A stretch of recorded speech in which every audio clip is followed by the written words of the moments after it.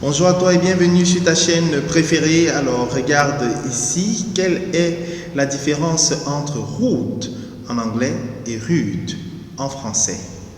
Alors route en anglais correspond à ceci. Petit frère, tu es insolent, hein? Ça c'est quel comportement? Les enfants d'aujourd'hui, on ne sait plus ce qui se passe avec eux.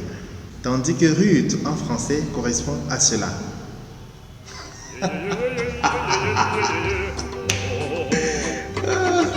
Ça me rappelle les élèves ceux qui ont l'habitude de feinter les cours, comme on dit souvent, des cours d'anglais. C'est comme ça qu'ils marchaient les stylos à l'examen dernièrement. Mais bon. Alors, route en anglais, en français, ça correspond plutôt, lorsqu'on regarde l'image de ce têtu ici, avec son mauvais comportement. Donc, route correspond à impoli, tandis que rude fait plutôt référence en anglais à difficult.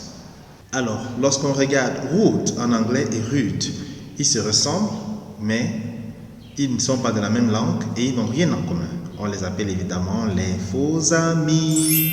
Aujourd'hui, nous allons découvrir une autre série de 5 faux amis pour éviter de tomber dans le piège du français et de l'anglais lorsqu'on s'exprime devant les gens. Numéro 1, nous avons plume et plume. Plume en français et plume en anglais. Ils se ressemblent, mais ils n'ont rien en commun. Plume fait référence à ceci. La douceur de la plume. Tandis que plume fait référence à cela. Délicieux. Alors, plume fait donc référence en anglais à feather, tandis que plume en français, c'est plutôt prune. Des délicieuses prunes. C'est super avec le maïs braisé, je ne vous dis pas. Numéro 2, nous avons habit en français et habit en anglais. Habit fait référence à ceci, tandis que habit fait référence à cela. Alors, lorsque vous voyez ces deux personnes, bon, ça doit être des professionnels. Qu'est-ce qu'ils font souvent? Qu'est-ce qu'ils font ensemble tout le temps lorsque vous regardez là? Voilà, ça correspond à cela. Donc, premièrement, habit va nous donner en anglais clothes, tandis que habit va nous donner en français habitude. Donc, ces deux personnes ont l'habitude de danser. Donc, they have the habit of dancing. Ok? Donc, lorsqu'on dit habit en anglais, c'est plutôt habitude. Danser, danser, danser. On est où là? Je dois bien prendre les cours de danse. Oui, je dois prendre les cours de danse. Numéro 3, nous avons main en français et main en anglais. Alors, main fait référence à ceci, tandis que main fait référence à cela. Alors, vous voyez sur ce diagramme de toutes les barres, vous voyez qu'il y a une couleur qui est différente par rapport aux autres. Donc, c'est ça la focalisation de main. On va y revenir. Donc, main en anglais, c'est plutôt hand, tandis que main en français veut dire principal, central. Donc, lorsque vous voyez celui-là, il est en train de gravir les échelons parce que son objectif, par exemple, son objectif principal que vous voyez en rouge là, c'est ça, main objectif, c'est ça, main. Donc, main en anglais, c'est principal ou central. Numéro 4, nous avons merci en français et mercy en anglais. Ils se ressemblent, mais rien en commun. Merci fait référence à ceci. Thank you so much.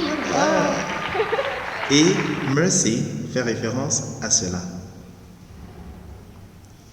Donc, merci veut donc dire en anglais thank you, tandis que mercy, lorsque vous regardez ici, la croix, la main tendue, ça fait penser à Jésus.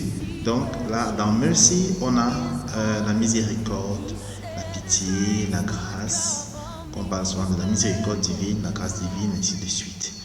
Merci. Miséricorde. La grâce. Numéro 5, nous avons crayon en français et crayon en anglais. Alors, crayon fait référence à ceci, tandis que crayon fait référence à cela.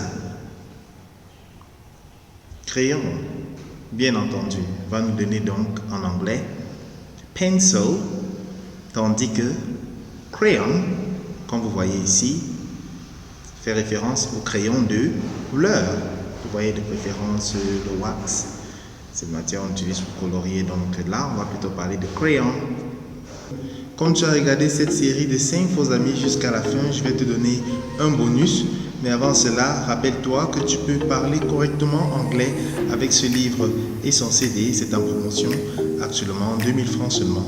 Contacte 699 86 06 70.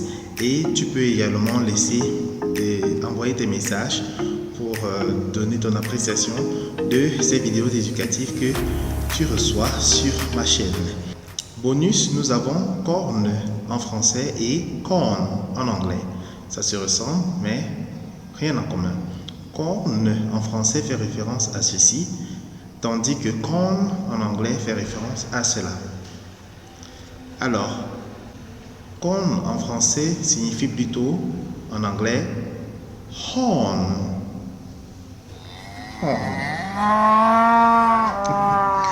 Alors, tandis que corn en anglais va nous donner en français maïs.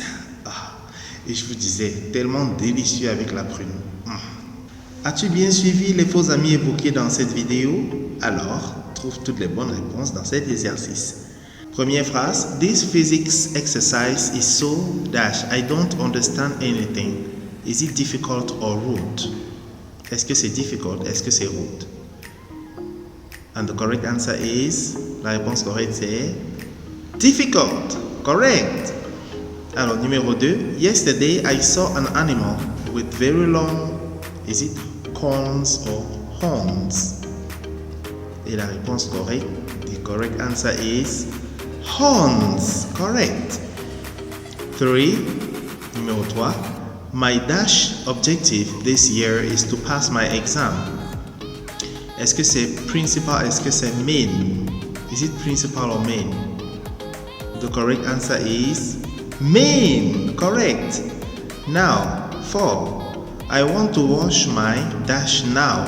Is it habit or clothes? Et la réponse correcte c'est, the correct answer is clothes. Very good. Merci d'avoir regardé cette vidéo sur les faux amis. Si tu as aimé, partage la vidéo et abonne-toi sur Presqu'Wallon officiel pour plus de vidéos éducatives. D'ici là, à bientôt pour de prochaines vidéos. Ciao, ciao.